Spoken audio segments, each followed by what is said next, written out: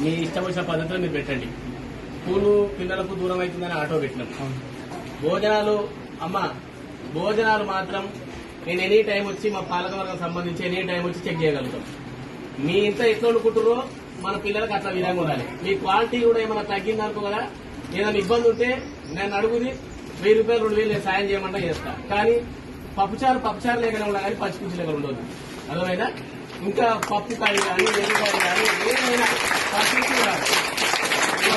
మళ్ళీ ఈ పిల్లలకు ఈ 4-5 రోజులు కొత్త అడ్మిషన్స్ ఇంకా అయ్యేంత వరకు డైలీ ఎగ్స్ పెట్టు 4 ట్రేలు ఎగ్స్ ఇస్తా. అది నా సపరేట్ మేము ఎవరితో నేను సెట్ చేసి, ఎందుకంటే ప్రతి రోజు 1 వీక్ దాకా డైలీ ఉడబెట్టిన గుడ్డి ఏమంటున్నా 70-80 మంది అనుకో, 80 మంది మీకు 10:30 తర్వాత మీకు కౌంటింగ్ ఉంటుంది కదా, దాని తర్వాత 70 ఉంటుందా 80 మంది ఉంటుందా, నేను ఆటో తోటి నేను తెప్పిస్తా. 20 ట్రేల గుడ్డు తెప్పిస్తా.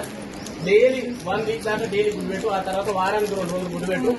ఒక వారం రోజులు నడిచినాక మంచిగా నడిచినాక వీక్లీ 1 టైము 10 నుంచి 15 కిలోల చికెన్ నేను చెప్తా. 10 కిలోల చికెన్ ఎంత ఎత్తున్నారన్ను మన దసరా దీపావళి గోళాల పండుగ ఎట్లా అనుకుంటాం ఆ పద్ధతులు ఉండాలి.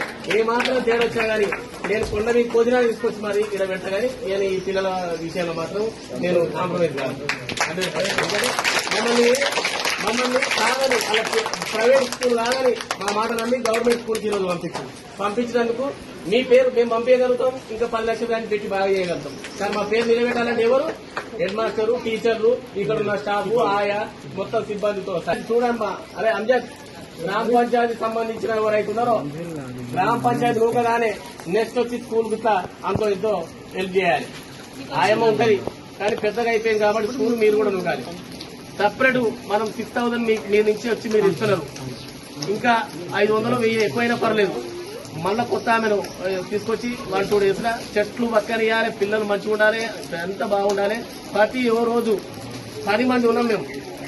మా కోఆప్షన్లతో ఆర్లీలు చైర్మన్ గారితో అంతా కలిసి 15 మంది స్టాఫ్ ఉన్నాం.